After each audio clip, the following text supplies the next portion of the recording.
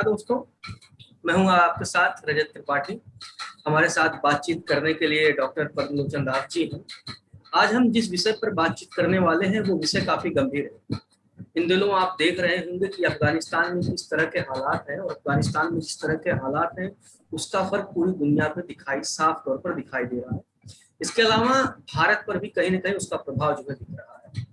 और सबसे पहले कि आज तालिबान और अफगानिस्तान के बीच जो एक वार चल रहा है उसमें हमारे देश के ही एक पत्रकार दानिश जो है शहीद हो गए हैं। हम उन्हें करते हैं, श्रद्धांजलि अर्पित करते हैं। दानिश राइटर्स के लिए काम करते थे और उन्होंने कई ऐतिहासिक तस्वीरें खींची हैं, चाहे वो लॉकडाउन के दौरान जब पहली बार लॉकडाउन लगा, जब जो भारत के लोग थे वो अपने ही देश में शरणार्थी एक तरह से बन गए थे। इसके अलावा रोहिंग्या समस्या और तमाम मतलब ऐसे बहुत सारे विषयों पर उन्होंने फोटो पत्रकारिता में अपना बहुत योगदान दिया था। तो दानिश को हम लोग श्रद्धांजलि देते हैं। तो पद्मलोचन जी, सबसे पहले बात करते हैं कि इन दिनों अफगानिस्तान में जो हालात चल रहे हैं, जो एक तरह युद्ध की स्थिति पूरी है, सीधे सीधे अगर बातचीत किया जाए, आज जो हमारे दर्शक देख रहे हैं उनको अगर बताया जाए तो उसके जिम्मेदार कौन? देखिए राजू जी, पहले तो हम दानिश जी को श्रद्धांजलि अर्पण करते हैं। उसने एक वार टर्न कंट्री में जिस मतलब साहस के साथ उन्होंने जाके मतलब जो कॉन्फ्लिक्ट सीन से उस सीन से सीधा वो रिपोर्टिंग कर रहे थे और वो एक award winning international award winner भी थे प्राइज जर्नलिज्म में। तो उनको हमको श्रद्धांजलि देना चाहिए। उन्होंने उनका जो सैक्रिफाइस है वो भारत के लिए, हमारे नेशनल इंटरेस्ट के लिए सैक्रिफाइस है और देश उनको याद करना चाहिए। अगर आज का जो सिचुएशन अफगानिस्तान में है उसको अगर हम लॉन्ग टर्म पर्सपेक्टिव में एनालिसिस करें या आज का जो पर्सपेक्टिव है उस पर्सपेक्टिव में अगर हम एनालिसिस करें तो हम सीधा ही बोल सकते हैं कि आज का जो अफगानिस्तान में जो सिचुएशन है उसके पीछे कहीं ना कहीं अमेरिका और पाकिस्तान का हाथ है, ये क्लियर है।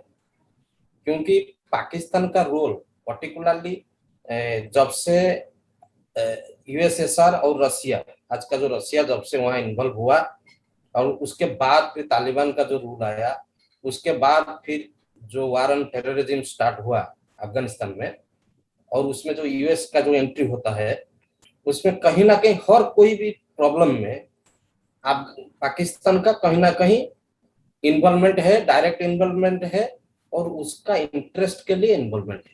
तो इसके लिए हम पाकिस्तान को जिम्मेदार कर सकते हैं।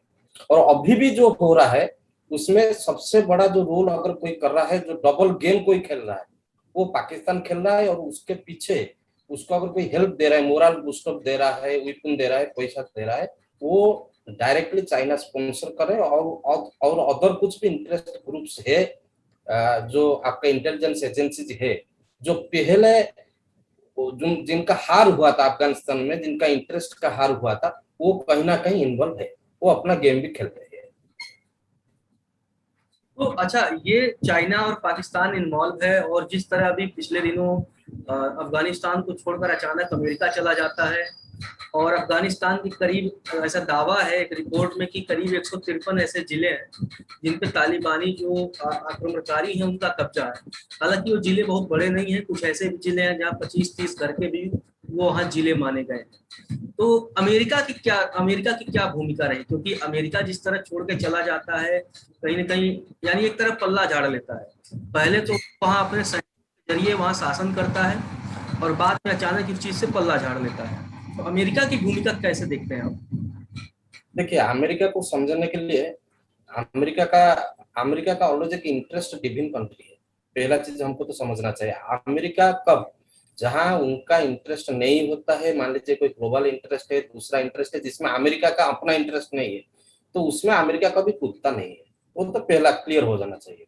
सेकेंड चीज है, अमेरिका जब आपका वर्ल्ड ट्रेड सेंटर पे जो हमारा जो सितंबर 11 का जब अटैक हुआ, जो अटैक तालिबान ने करवाया और डायरेक्ट किया भी, तो उस टाइम पे जो हमारा ग्लोबल पॉलिटिकल जियोपॉलिटिकल सिचुएशन जो था, और उस टाइम पे अमेरिका ऑलवेज ये चाहता था कि मुझे कहीं ना कहीं एशिया के सेंट्रल पॉइंट पे एक जगह मिल जाए। उसने बहुत दिन उसने पाकिस्तान को कश्मीर के केस में उसने पाकिस्तान का साइड दिया, सो दैट उनको कश्मीर में एक बेस मिल जाए।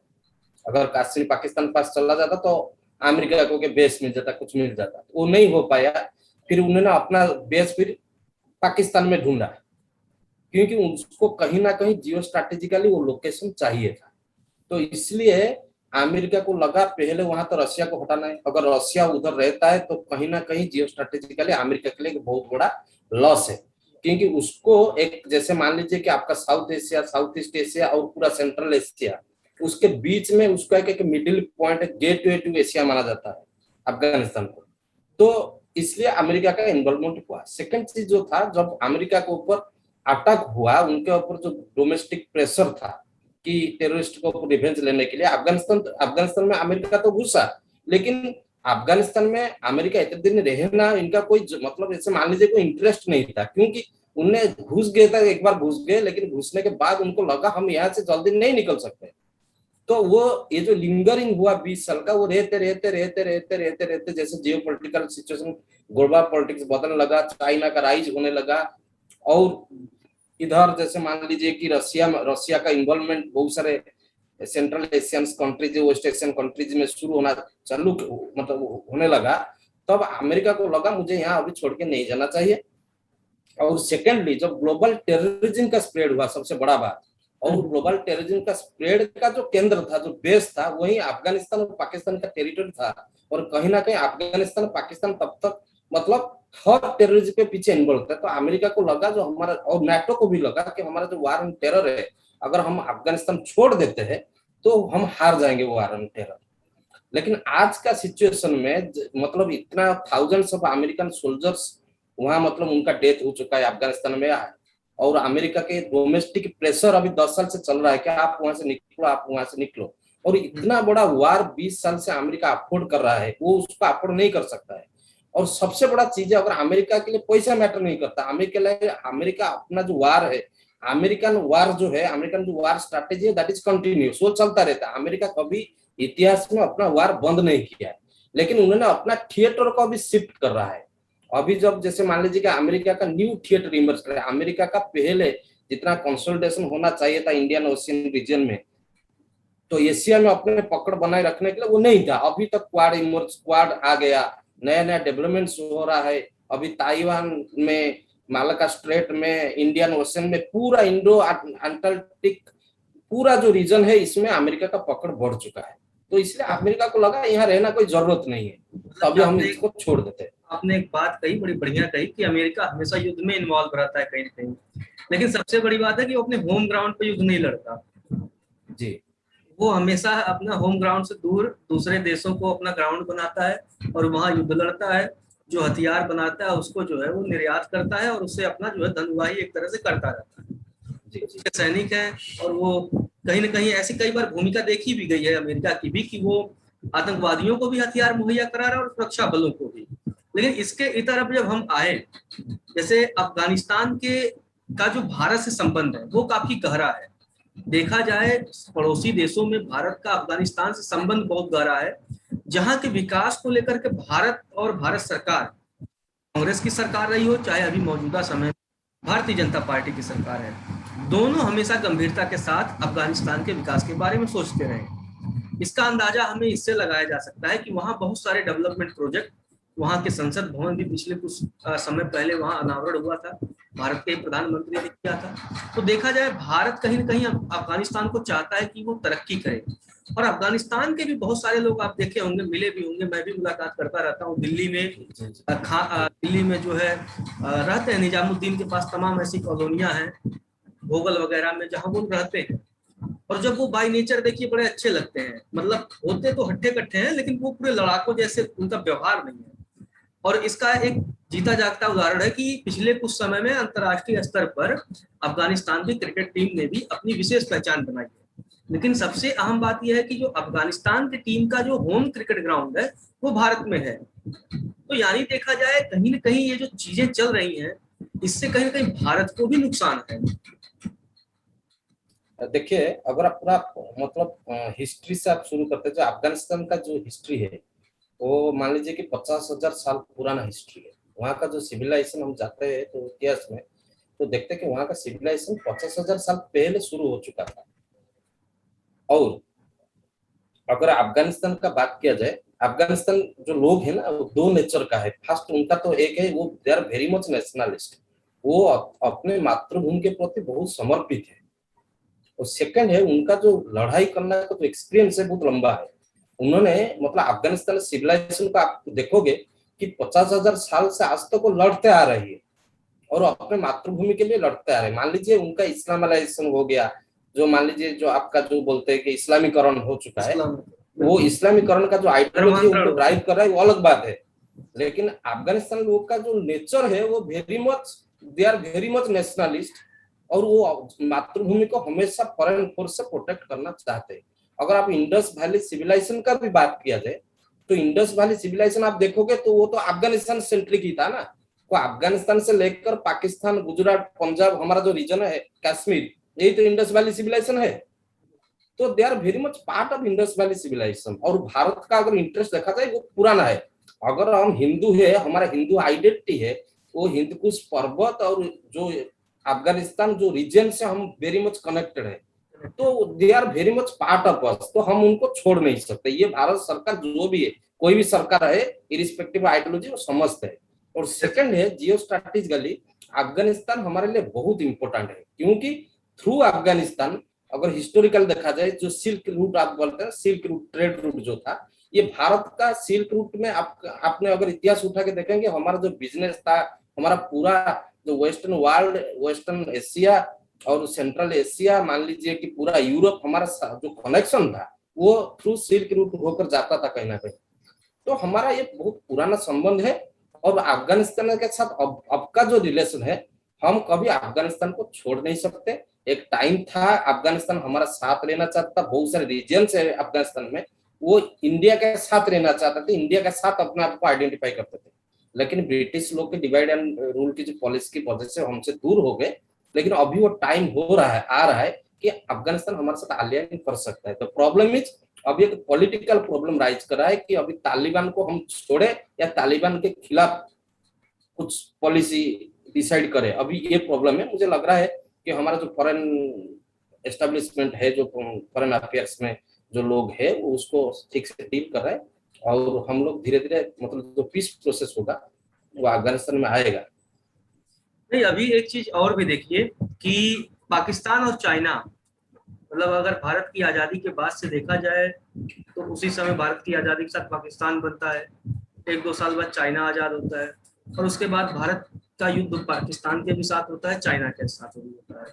चाइना और पाकिस्तान हर मोर्चे पर वो सोचते हैं भारत को कहीं ना कहीं बर्बाद किया जाए, और जीता जागता उदाहरण हमें समय समय पर देखने को भी मिलता रहता है।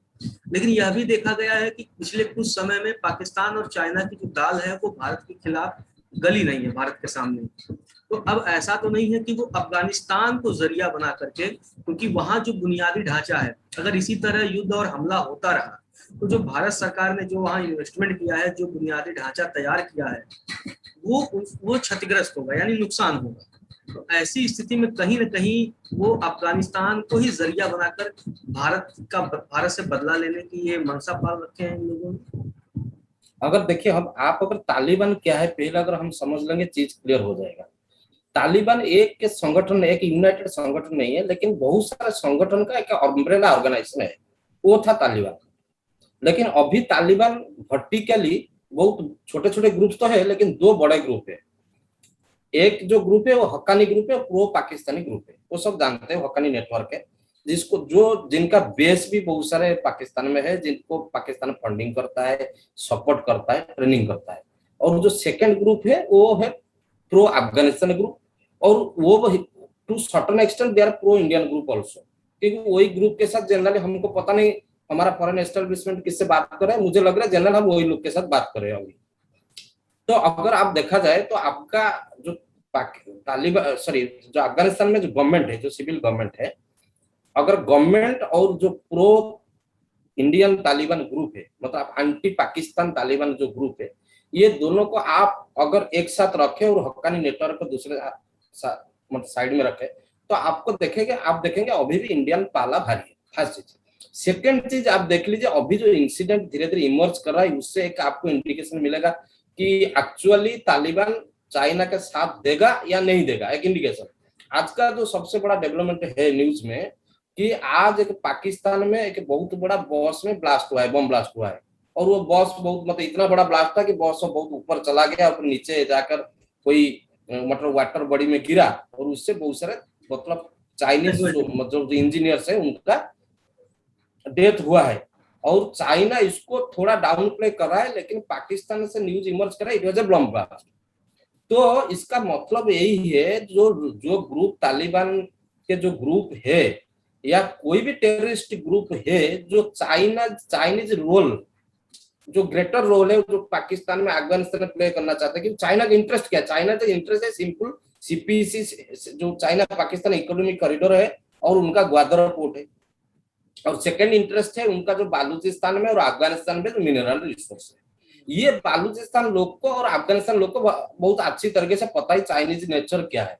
तो वो चाइना को इतना जल्दी से फ्री हैंड नहीं देंगे, ये पहला चीज है। सेकंडली मतलब सो फार इंडिया इज कंसर्न, जो तालिबान हो, चाइनीज सिविल पॉपुलेशन हो, चाइनीज गवर्नमेंट हो, मतलब इवन भी हक्कानी नेटवर्क हो, उनको पता है जो इंडियन लोग है, इंडियन गवर्नमेंट है, they are much very much peace loving people, peace loving establishment है। और उन्होंने लॉन्ग टर्म में अफगानिस्तान में बहुत बड़ा मतलब जो रिकंस्ट्रक्शन प्रोसेस में कंट्रीब्यूट किया है। तो हम लॉन्ग टर्म इंटरेस्ट, अभी तालिबान कोई शॉर्ट टर्म इंटरेस्ट प्ले करना नहीं चाहता है। तालिबान चाहता है, ठीक है, एक ग्रुप चाहता है कि कंप्लीट कंट्रोल ओवर तालिबान, वो पहले जैसे गवर्न कर रहे थे ऐसे करे। अगर पीस प्रोसेस में नेगोशिएशन में नहीं होता है तालिबान मतलब अफगानिस्तान गवर्नमेंट इसको एक्सेप्ट नहीं करता है इनका टर्म्स एंड कंडीशन, वो पूरा अफगानिस्तान के ऊपर कंट्रोल करना चाहते हैं। इसका मतलब ये नहीं है कि वो इंडिया के खिलाफ लड़ना चाहते। जो अटैक था हमारा छोटा सा मतलब सिंबॉलिक अटैक उन्होंने किए थे जो इंडिया और अफगानिस्तान को फ्रेंडशिप गेम के ऊपर, वो बहुत एक छोटा सिंबॉलिक अटैक था। और वो मुझे लग रहा है कि कोई छोटा ग्रुप या हक्कानी नेटवर्क का कोई किसी ने किया होगा। तो ये जो एक जो हमारा पीस प्रोसेस चल रहा है इसको थोड़ा ब्लैकमेल करने के। Otherwise Afghanistan all stake holders में अफगानिस्तान बहुत अच्छी तरीके से समझते हैं कि इंडिया हमारा लॉन्ग टर्म इंटरेस्ट में है। और इंडिया के साथ, और इंडिया जो ग्लोबली अभी इंडिया का जो वेट है बहुत स्ट्रांग है। अब इंडिया के साथ हाथ नहीं मतलब इंडिया के साथ एनिमिटी नहीं कर सकते, रादर इंडिया के साथ फ्रेंडशिप करके हम आगे जा सकते हैं। और वो सबसे बड़ा बात है वो पाकिस्तान को बिलीव नहीं करते। पाकिस्तान ऑलवेज जब से यूएसएसआर इन्वॉल्व हुआ, जब अमेरिका इन्वॉल्व हुआ, अभी अमेरिका विड्रॉल चल रहा है, हर मतलब मोर्चे पे पाकिस्तान डबल गेम खेल रहा है। तो अभी तालिबान मुझे भी नहीं लग रहा पाकिस्तान को चाइना को बिलीव करेगा। यानी भारत ने कहीं न कहीं सर्वे भवन्तु सुखिनः का जो भारत का एक नारा है कि सभी सुखी रहे, वो अफगानिस्तान के लोग भी भली बात समझते हैं। तभी तो अफगानिस्तान के लोगों को जब समस्या होती है तो उन्होंने भारत में ठिकाना बना रखा है जी। तो आने वाले यानी भारत पर कहीं न कहीं उनको पूरा भरोसा है और आसपास के पड़ोसी देश भी, क्योंकि ये पाकिस्तान का बस एक गेम है जो अफगानिस्तान भी पूरी तरह के कहीं न कहीं समझ चुका है। यही कहने का मतलब है आपका। और एक बात मैं आपको बता दूं, आगे जाकर आप बहुत सारे नया डेवलपमेंट आपके सामने खुल के आने वाला है। जैसे मान लीजिए मुझे लग रहा है कहीं ना कहीं मतलब बिहाइंड द सीन एक खेल चल रहा है जिसमें Israel will also become in Afghanistan. मतलब अफगानिस्तान का जो सिविल गवर्नमेंट है वो इसराइल के साथ भी कोई स्वाक्षर कर सकता है जल्दी। तो इसके बाद बहुत सारा बड़ा खेल होगा। भारत की भूमिका हो सकती है उसमें भारत की भूमिका है, पॉजिटिवली है। तो अभी पाकिस्तान इतना आसानी से जो खेल खेल रहा है उससे जीत नहीं सकता है। चलिए उम्मीद करते हैं हमारे जो दर्शक हैं उनको पूरी तरीके से समझ में आ चुका होगा कि अफगानिस्तान में जो कुछ भी चल रहा है, भारत कहीं न कहीं अफगानिस्तान के साथ मजबूती से खड़ा है और अफगानिस्तान को भारत कहीं तबाह बिल्कुल नहीं होने देगा, क्योंकि अफगानिस्तान के लोग भारत को अपना बड़ा भाई मानते हैं, अपना दूसरा घर मानते हैं और बड़ा भाई कभी छोटे को बर्बाद होता नहीं देख सकेगा। कि जो भी दुश्मन है कहीं ना कहीं उन्हें वो सबक भी सिखाएगा। तो पद्मलोचन जी आज की बातचीत को यही विराम देते हैं। अपने दर्शकों से भी पूछ लेते हैं कि भाई अगर उन्हें लगता है कि उनके मन में भी कोई सुझाव है, कोई प्रश्न है, तो अपने प्रश्न हमें कमेंट करके पूछेंगे, कुछ सुझाव होगा वो देंगे। जब हम अपने अगले एपिसोड में बातचीत करेंगे तो उनके प्रश्नों और उनके सुझाव पर भी हम लोग चर्चा करेंगे। ठीक है, धन्यवाद राजेश। धन्यवाद आप लोगों का बहुत बहुत।